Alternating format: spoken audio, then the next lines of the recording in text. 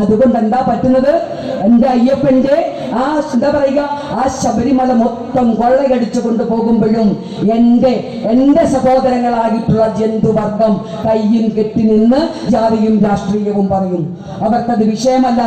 അയ്യപ്പനെ മൂടോടെടുത്തോണ്ട് പോയാലും മൂങ്കാവൻ ഒന്നിച്ചു തീരെഴുതി വിറ്റാലും അവർക്ക് പ്രശ്നമല്ല. ഏറ്റവും അവസാനം ഇന്ന് സോഷ്യൽ മീഡിയയിൽ പരക്കുന്നൊരു വാർത്തയുണ്ട്, നിങ്ങൾ അറിയണം. കേരള സർക്കാരിന്റെ ലോട്ടറി, ആ ലോട്ടറി ടിക്കറ്റിന്റെ പടം എന്താണെന്നറിയാമോ?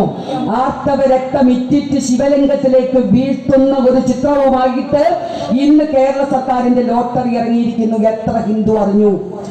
ആലോചിച്ച് നോക്കൂ, എത്രമാത്രം തെമ്മാടിത്തരം ഒരു സമാജത്തിന് നേരെ ഒരു വിഭാഗം നടത്തുന്നു എന്ന് കാണുമ്പോഴും ഈ പറയുന്ന ജന്തുവിന്റെ മക്കളായതുകൊണ്ട് നിശബ്ദത പാലിക്കുന്ന ഹിന്ദു സമാജമാണ് ഞാനും നിങ്ങളും.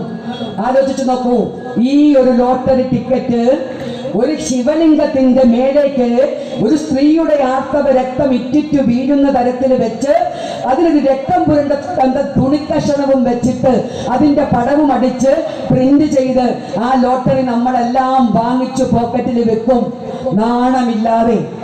കാരണം നമുക്ക് ജാതിയുണ്ട്, നമുക്ക് രാഷ്ട്രീയമുണ്ട്.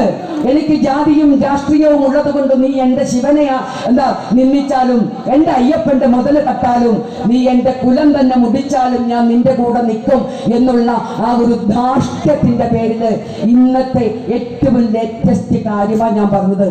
ആ തരത്തിലേക്ക് ഈ സമാജം അധപ്പതിച്ചിരിക്കുന്നു. ആലോചിച്ചു നോക്കൂ, ചിന്തിച്ചു നോക്കൂ. ജന്തുവായി ജീവിക്കുന്നതിന്റെ ഗുണം ചിന്തിച്ചു നോക്കൂ. ബാഹ്യമായി കണ്ണും ചെവിയും മൂക്കും കൈകളും ഒക്കെയുള്ളവരാണ് നമ്മൾ. ഞാൻ നിങ്ങളോട് ചോദിക്കുന്നു, നിങ്ങൾക്ക് ചെവിയുണ്ടോ? നിങ്ങൾക്ക് ചെവിയുണ്ടോ? ഉണ്ടെങ്കിൽ ഈ പറയുന്ന ഹൈന്ദവ സമാജത്തിനു നേരെ ഈ നടക്കുന്ന അതിക്രമങ്ങൾക്കെതിരെ പോരാടുവാൻ, പ്രതികരിക്കുവാൻ നിങ്ങൾക്ക് മനസ്സാക്ഷിയുണ്ടോ?